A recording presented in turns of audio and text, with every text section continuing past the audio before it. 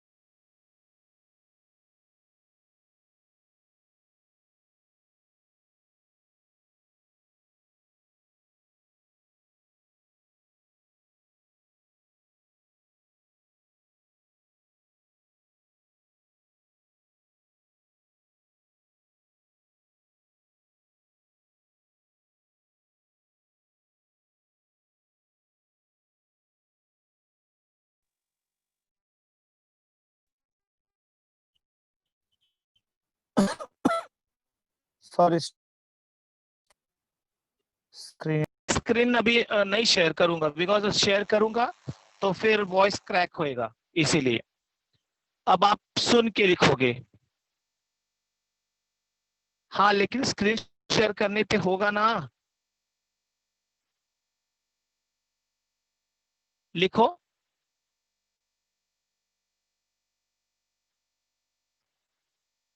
कौन सा लाइन है? दामिनी दमक रही घनमाही, खल कै प्रीति जथा थिर नाही। राइट। तो एक एक मीनिंग में बोलते जाता हूं, आराम से लिखते जाओ। नहीं नहीं नहीं, होगा, मुझे पता है ना। नेटवर्क कितना भी अच्छा रहे, लेकिन एक बार प्रॉब्लम आ जाता है तो मुझे पता है वो चीज होती है। लिखो।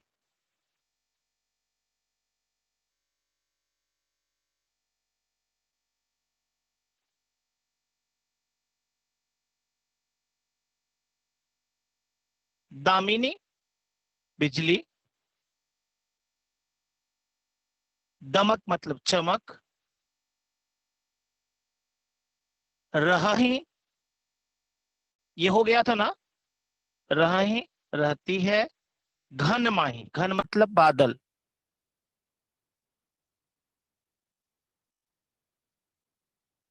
जस्ट सिर्फ आप ऐसा बोल रहे हो, हाँ, बाकी लोगों को नहीं वॉइस क्रैक हो रही है। आप एक बार लेफ्ट होके फिर से ज्वाइन हो, और बार बार ना यही एक ही टॉपिक पे बार बार डिस्कस मत करो, जो बता रहा हूं उस पे भी फोकस करो। ओके।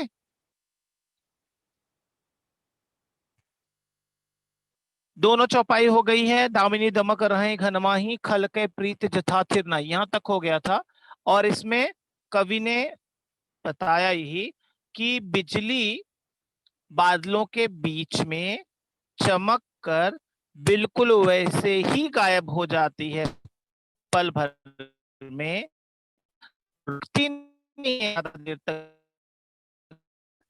व्यक्ति के दिल में प्यार देर तक नहीं, से ही बादलों के बीच में इतनी ज्यादा देर तक नहीं है।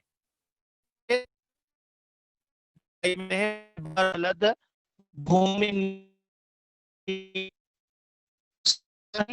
जद भूमि आए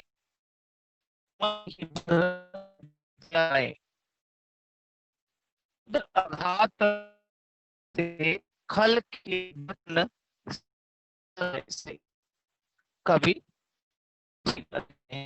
बरसा ही चलत, मीनिंग लिखिए बरसा ही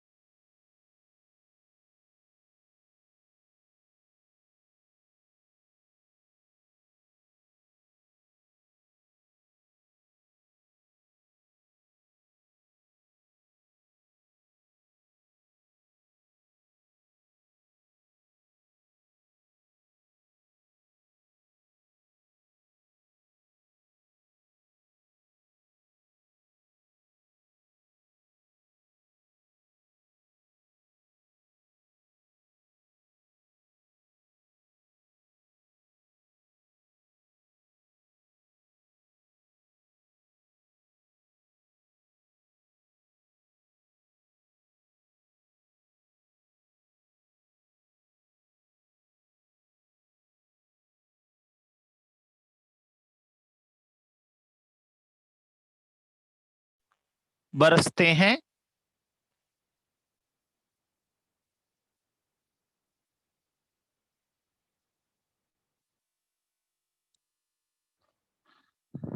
बरसा ही लिखा, बरसा ही बरसते हैं। जलद मतलब बादल,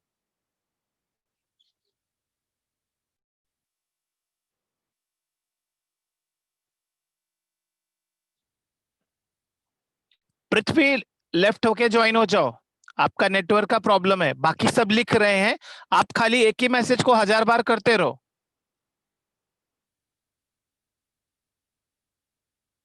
इतना एक्टिव जो है ना, थोड़ा बुक में हो जाओ ना प्लीज। एक ही मैसेज को बार बार भेज रहे हो, लैगिंग लैगिंग लैगिंग, और अकेले ही भेज रहे हो। बरसा ही मतलब बरसते हैं, जलद मतलब बादल,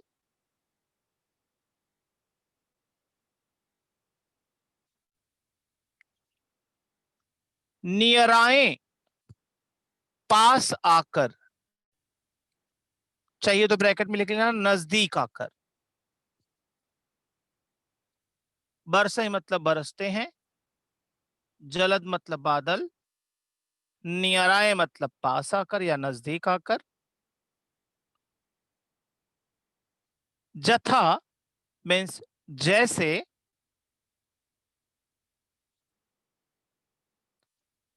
नवहि मतलब झुकना,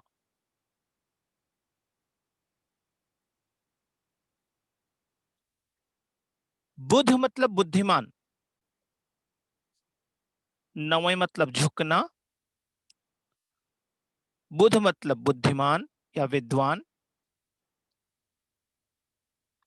विद्या पाए मतलब ज्ञान पाकर।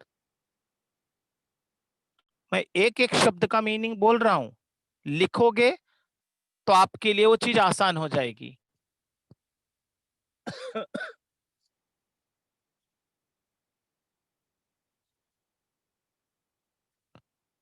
अगली लाइन में देखो, बूंद, बूंद मतलब बारिश की बूंद। आघात, आघात का मतलब होता है चोट पहुंचाना, तकलीफ देना। बूंद आघात सहहि, सहहि और सह,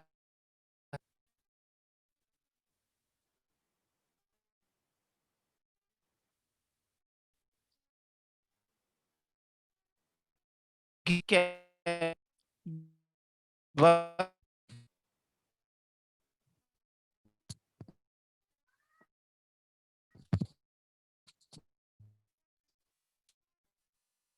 गिरी पर्वत हो जाओ। गिरी मतलब पर्वत,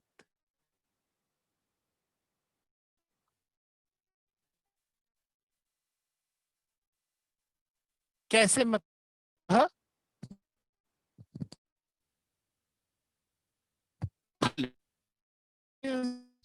दुष्ट के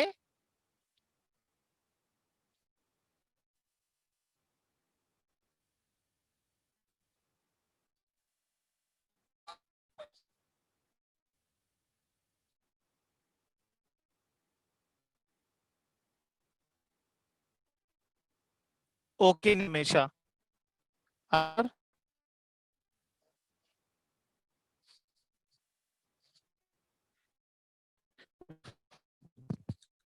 खल के बल मतलब शब्द, बातें।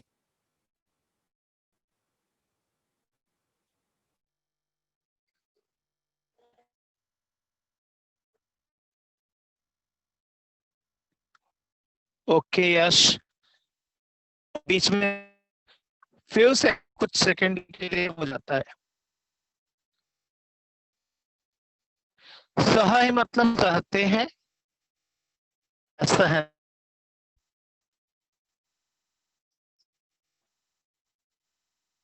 सहाय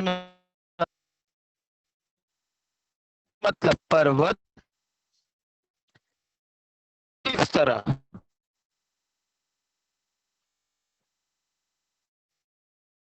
कहते हैं के व्यक्ति के ते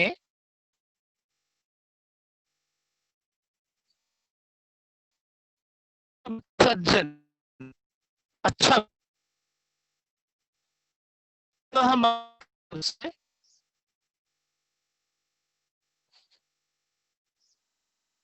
ऐसे मतलब जिस तरह।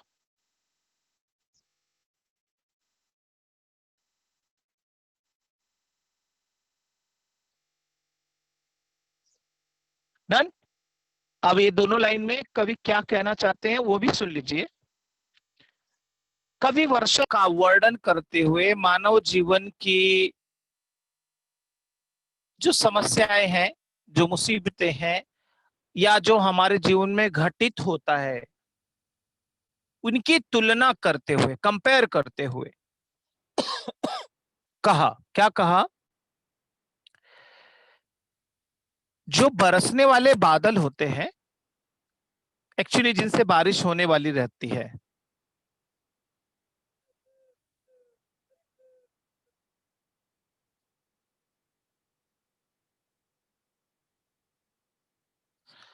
ओके विभा, अगर आपको कुछ ऐसा मिस हो जा रहा है, क्रैक हो रही है आवाज, आप मैसेज कर दीजिए, मैं रिप्लाई कर दूंगा। ठीक है? अगर किसी को कुछ भी लैग हुआ, वर्ड क्लियर नहीं हुआ, मैं रिपीट नहीं किया, तो आप जो है मैसेज कर दो, मैं क्लियर कर दूंगा। ठीक है? ये लैगिंग लैगिंग बार बार मैसेज करने से अच्छा है ना, आप जो नहीं समझता है वो मैसेज कर दो। Okay, thank you. हाँ, तो कवि क्या कहते हैं, बरसने वाले जो बादल होते हैं ना, वो थोड़ा जमीन के नजदीक आ जाते हैं। फिर से सुनो, जो बरसने वाले बादल होते हैं,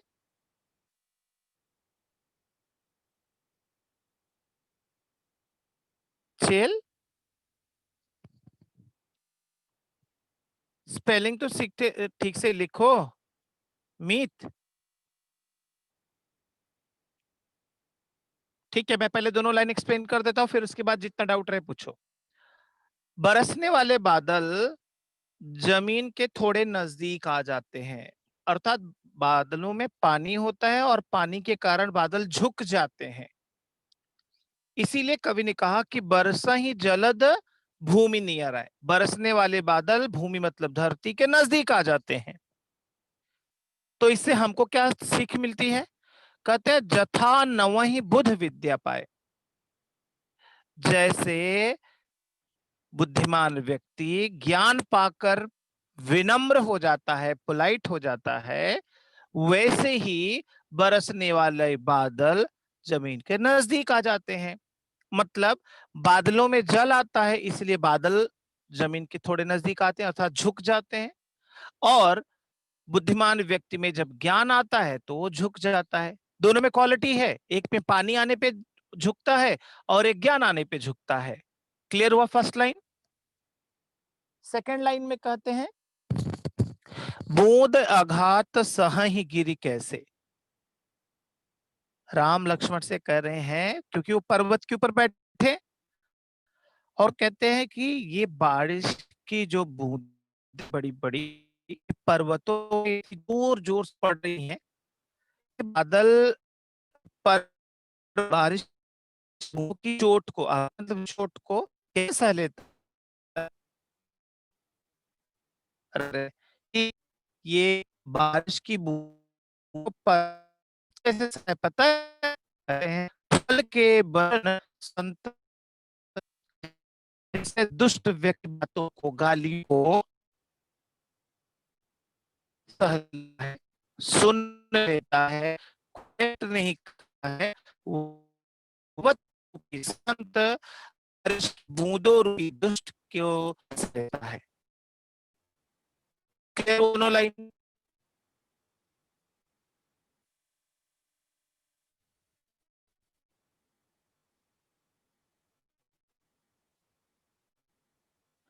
के ओके ग्रीष्मा में फिर हूँ। कभी कहते हैं कि बरसने जमीन थोड़े नजदीक आ जाते हैं,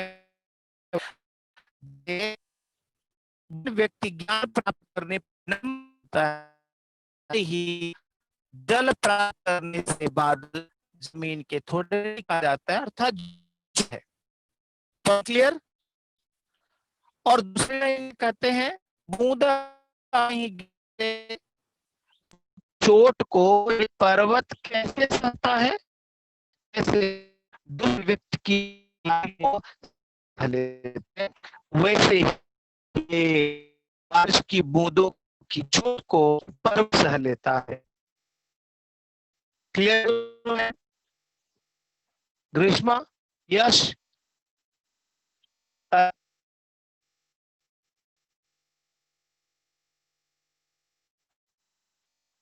मीत, क्या क्या क्लियर नहीं हुआ? बताओ कौन सा क्लियर नहीं हुई, कौन सा वर्ड क्लियर नहीं हुआ? टेल मी।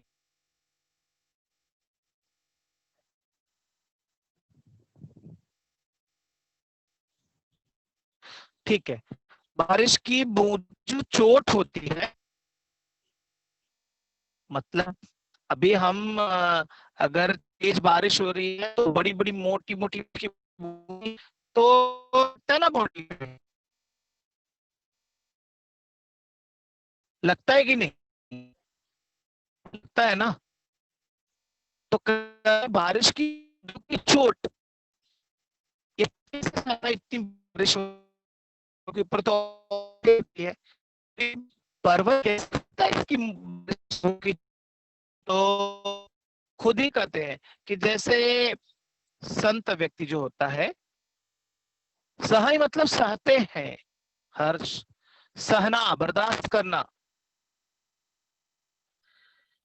जैसे एक सज्जन व्यक्ति दुष्ट व्यक्ति के द्वारा दी गई गालियों को, बुरी बातों को सह लेता है, कुछ भी रिएक्ट नहीं करता है, वैसे ही ये पर्वत रूपी संत दुष्ट रूपी बारिश की बूंदों को सह लेता है और कुछ भी रिएक्ट नहीं करता है। अब समझा? क्लियर हुआ सबको? ठीक है, अगली लाइन पे चलते हैं। और अगली लाइन पे कवि कहते हैं क्षुद्र नदी भरी चली तोराई। क्षुद्र, आप सबके पास टेक्स्ट बुक है, अगर प्लीज देखते जाएंगे और मीनिंग लिखते जाएंगे तो जल्दी क्लियर हो जाएगा। हाँ कृति? क्षुद्र नदी भरी चली तोराई, जस थोरे हु धन खल इतराई।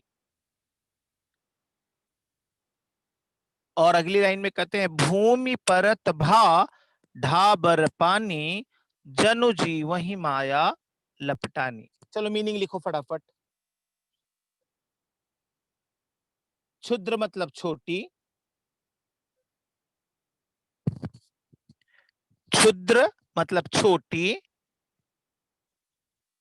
या मामूली, तोराई मतलब नदी का मतलब पता ही है ना, क्षुद्र नदी मतलब छोटी नदी, भरी मतलब भरकर, क्या भरकर, ब्रैकेट में लिख लो, जल पानी, बरसात का पानी। चली मतलब चलती है, कैसे चलती है, तोराई मतलब सब कुछ तोड़ते हुए, बहाते हुए।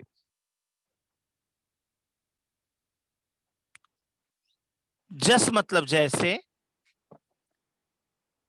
थोरेहु, थोरेहु मतलब थोड़े से,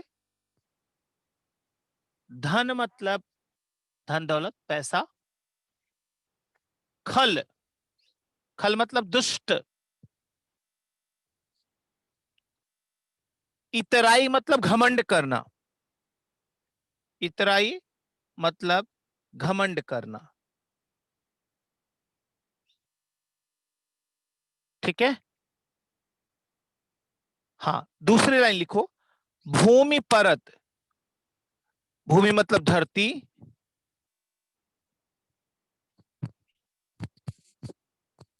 परत मतलब पड़ते ही, धरती पर पड़ते ही,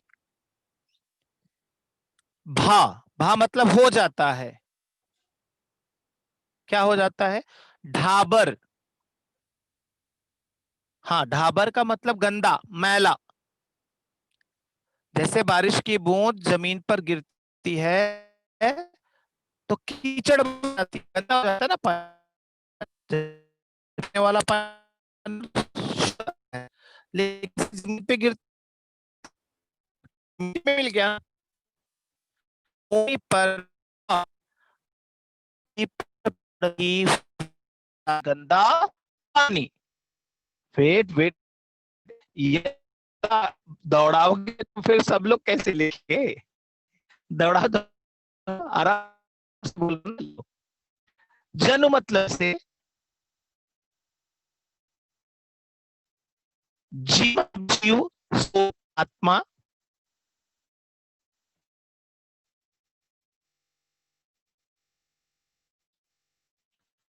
माल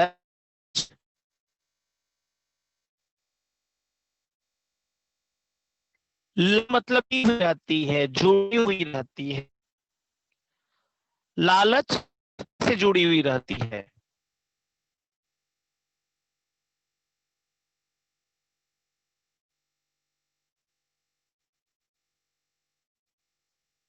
लालच आत्मा से जुड़ी हुई रहती है। मीनिंग पूरा लिखा या कुछ मिसिंग है? अरिन,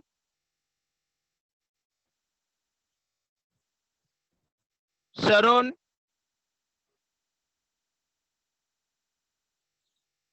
ओके, वैभव, यस यस, मैं रिपीट करता हूँ, कोई बात नहीं है, देख लो ना, मैं फिर से दोनों लाइन बोल देता हूँ। क्षुद्र मतलब छोटी, मतलब लिपटी रहना, मिल जाना, एक दूसरे से जुड़े रहना, कि मिट्टी डाल दोगे तो दोनों मिल जाएंगे एक दूसरे से, वैसे ही लेकिन हमारी आत्मा लालच से, थोड़े मतलब थोड़ा,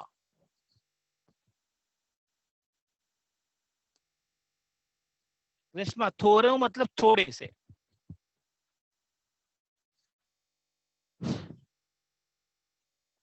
मैं फिर से बोल रहा हूँ, देख लो, जिसका जो छुआ लिख लेना। हाँ, क्षुद्र नदी मतलब छोटी नदी, मतलब क्या भरकर, पानी भरकर, कौन सा पानी, पानी भरकर, चली मतलब चलती, आई मतलब हुए, बहाते हुए, कहते हैं जस थोड़े हो धन खलित राय, जैसे थोड़ा सा पैसा लगाने से आदमी उस पे घमंड करने लगता है इतना थोड़ा सा। फिर अगले भूभाग, जमीन की हो जाता है। ढाबर मतलब गंदा, क्या, पानी। जमीन पर पड़ते ही पानी गंदा हो जाता है, मैला हो जाता है। जैसे जनु जीव ही, जनु मतलब जैसे, जीव ही मतलब जीव, मोहमाया या लालच, लपटानी मतलब लिपटा रहता है। अब मैं समझा रहा हूं, ध्यान से सुनना।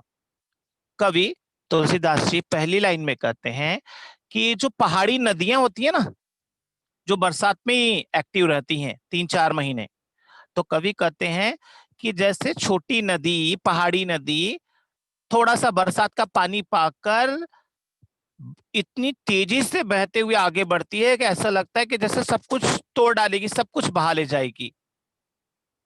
कवि कहते हैं वैसे ही जिस तरह से थोड़ा सा जल पाकर वो अपने पानी पर घमंड करती है, उसी तरह से संसार में कुछ लोग थोड़ा सा धन पाकर उस पर बहुत घमंड करते हैं। फर्स्ट लाइन क्लियर हुआ? अब मैसेज करो, पहली लाइन क्लियर हुई? Come on, thank you. दूसरी लाइन देखो, कवि कहते हैं भूमि परत भा ढाबर पानी। बरसात की बूंदें जब जमीन पे गिरती हैं तो वो मिट्टी में मिलकर, यस यस यस हर्ष, घमंड मतलब एटीट्यूड, घमंड, मद, अहंकार, इसके लिए पर्यायवाची शब्द है, लिख लो, मद, अहंकार, घमंड के लिए, ठीक है। तो कहते हैं जमीन पे पड़ते ही बरसात की बूंद मिट्टी में मिलकर गंदा हो जाता है। वैसे ही जनु जीव वही माया लपटानी, जैसे जीव मतलब आत्मा, इंसान मोह माया में फंस जाता है। जैसे इंसान पैदा होता है तो वो बारिश की बूंद की तरह बिल्कुल शुद्ध होता है, प्योर होता है, लेकिन जैसे जमीन पे आता है, मतलब इस दुनिया में आता है, वो इस संसार में आकर मोह माया में ऐसे लिपट जाता है जैसे बारिश का बूंद मिट्टी में लिपट जाता है। समझा अभी?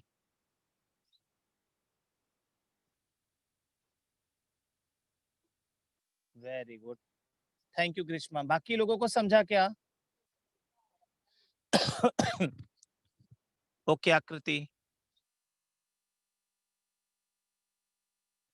2 लाइन।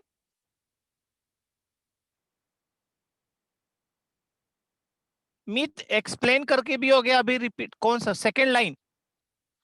सेकेंड लाइन में कवि कहते हैं कि जमीन पे पड़ते ही बरसात का पानी मिट्टी में मिलकर मैला हो जाता है। वैसे ही जैसे इस संसार में आत्मा जब जन्म लेती है तो वह बिल्कुल बारिश की बूंद की तरह पवित्र होती है, लेकिन जैसे इस संसार की में मिल जाता है, मिक्स हो जाता है, में बारिश की बूंद में मिल जाता है, वैसे ही आत्मा में बुरा मिल जाती है।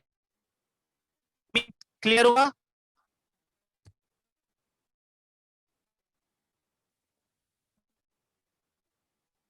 कोई मीत भाई?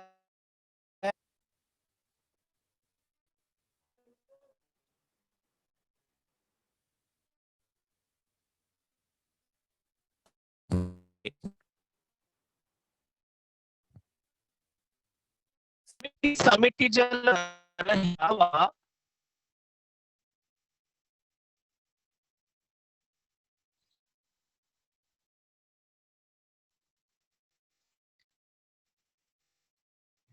मिशन है,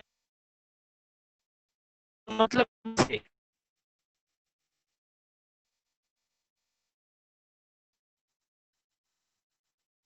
ठीक है।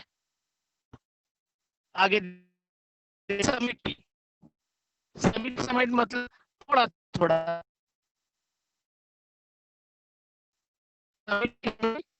थोड़ा थोड़ा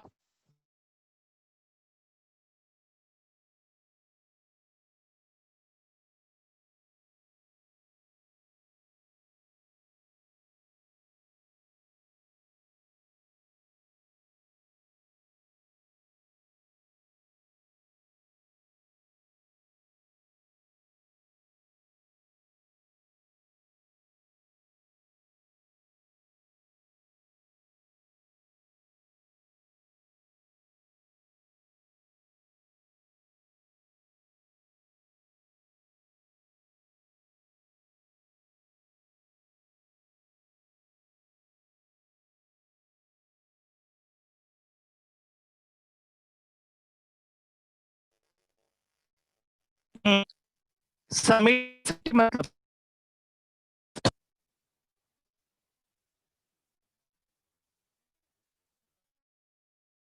पानी, लिखा समिट, समिट थोड़ा थोड़ा, जल मतलब पानी, भर मतलब भर,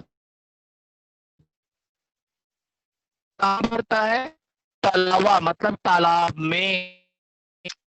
हम लोग ने अभी बारिश आई है तो बारिश में हम देखते हैं कि चारों तरफ है वो तालाब में जमा होते रहता है, देखा है ना। अरे हाँ, फिर कहते हैं थोड़ा थोड़ा पानी भर जाता है तालाब में, बहकर जो आता है वो भर जाता है तालाब में। और जिमी मतलब जैसे, जिमी जैसे, सद्गुण अच्छे गुण, क्वालिटी अच्छाई, खूबी, हुनर, जो लिख लो। जिमी मतलब जैसे, सद्गुण मतलब अच्छे गुण, सज्जन मतलब अच्छे व्यक्ति, पही मतलब पास, आवा मतलब आ जाता है। जैसे अच्छी क्वालिटी अच्छे व्यक्ति के पास धीरे धीरे आ जाती है, वैसे ही चारों तरफ से बहने वाला पानी बहकर थोड़ा थोड़ा आकर तालाब में मिल जाता है ना। फिर आगे कहते हैं सरिता जल, पही मतलब पास, पही मतलब पास, विभा, ठीक है। सेकंड लाइन में चले, फर्स्ट लाइन क्लियर हुआ।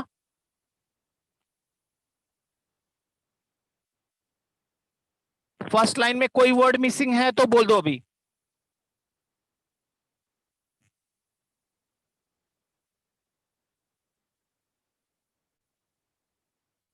मीत लेफ्ट होके ज्वाइन हो जाओ, अगर मेरी आवाज नहीं आ रही है तो आप लेफ्ट होके ज्वाइन हो जाओ। समिट ही समिट मतलब थोड़ा थोड़ा।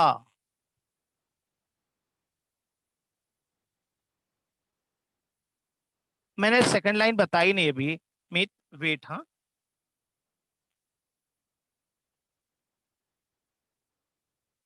टू टाइम्स, आपका नेटवर्क वीक है, बाकी लोग मीनिंग लिख रहे हैं। मीत आपका नेटवर्क वीक है। ओके, और मेरा ना 2 मिनट में एक बार लैग होता है, वो भी 2-3 सेकंड के लिए, कंटिन्यू नहीं होता है। भरा ही मतलब भरता है या भर जाता है। फर्स्ट लाइन में मैं फिर से रिपीट करूं क्या, फर्स्ट लाइन, समिट समिट मतलब थोड़ा थोड़ा, जल मतलब पानी, भर ही मतलब भरता है, तालावा मतलब तालाब में, जिमी मतलब जैसे, सद्गुण मतलब अच्छे गुण, सज्जन मतलब अच्छे व्यक्ति, पही मतलब पास, आवा मतलब आता है।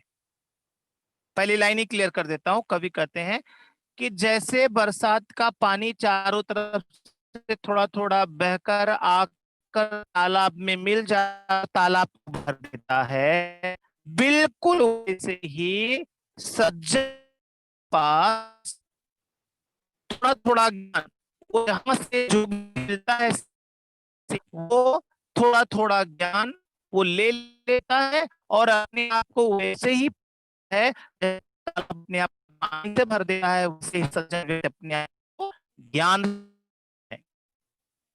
कैसे भरते हैं? तालाब थोड़ा थोड़ा पानी पाकर जाकर अपने आप को भरता है, व्यक्ति थोड़ा थोड़ा गुण पाकर अपने आप को भर लेते हैं। समय फर्स्ट लाइन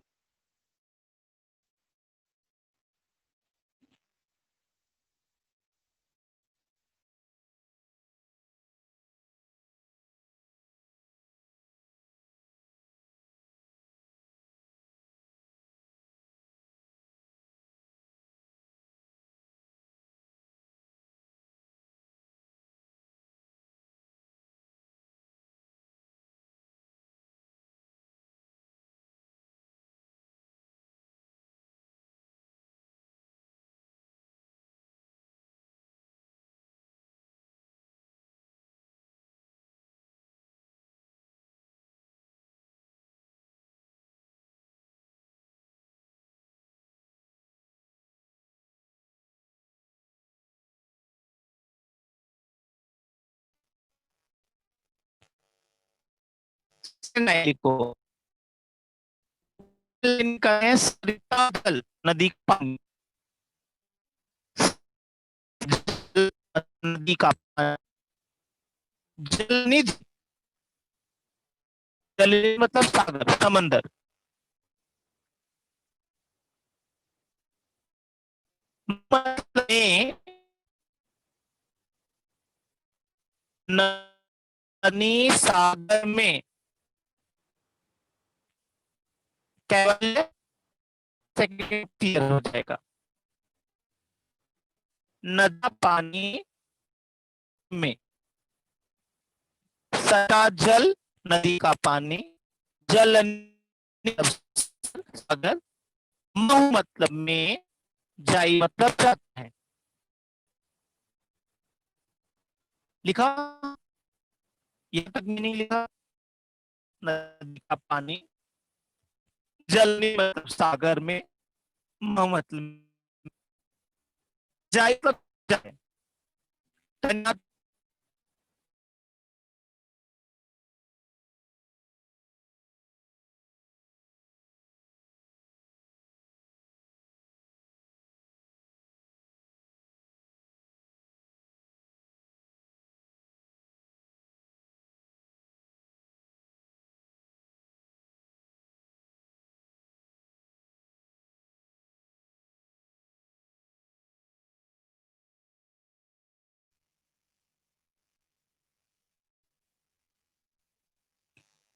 जलनिधि मतलब सागर, समंदर, सी।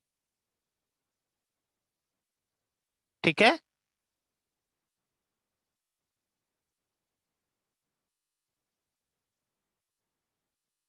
जलनिधि सागर, मह मतलब में, आकृति, महु मतलब में, इन, आई इन, आई एन,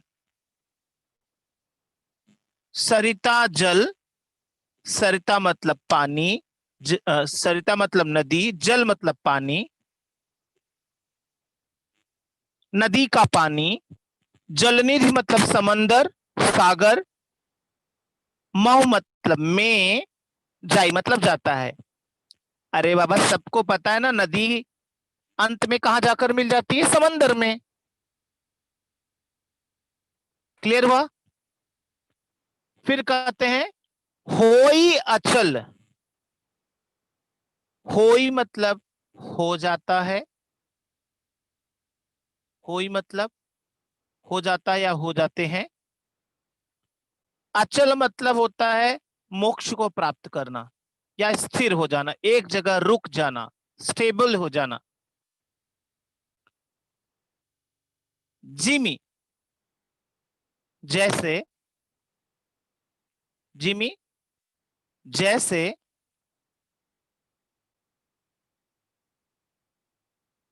विभा रुको ना, पहुंचने तो दो मुझे वहां तक, बता रहा हूं ना, सबका मीनिंग बताऊंगा, डोंट वरी। होई मतलब हो जाता है, अचल मतलब स्थिर, एक जगह रुक जाना, जिमी मतलब जैसे, जीव मतलब जीव, सोल, आत्मा, हरि मतलब ईश्वर, भगवान, पाई मतलब पाकर। कवि कहते हैं कि नदी का पानी समंदर में जाकर जैसे स्थिर हो जाता है, रुक जाता है, वैसे ही मरने के बाद ये आत्मा भगवान में जब मिल जाती है तो वैसे ही स्थिर हो जाती है, फिर वो लौट कर नहीं आती है। मोक्ष, जिसको आप कहते हैं ना मोक्ष, मुक्ति, उसी सिचुएशन को ये लाइन में बताया है कि जैसे नदी का पानी बहते हुए सागर में जाता है, मिल जाता है और फिर कभी लौट कर नहीं आता है, वैसे ही मरने के बाद आत्मा जब ईश्वर में मिल जाती है तो फिर कभी लौट कर नहीं आती है, अर्थात उसका फिर से कोई जन्म नहीं आता है।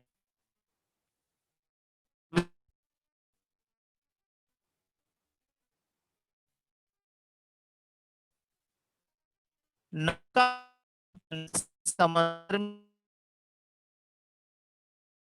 में फिर जब ईश्वर में, तो फिर कभी इस धरती पर जन्म लेने के लिए नहीं आते। दोनों स्थितियों को मुक्त कहा जाता है। जब भगवान नहीं पड़े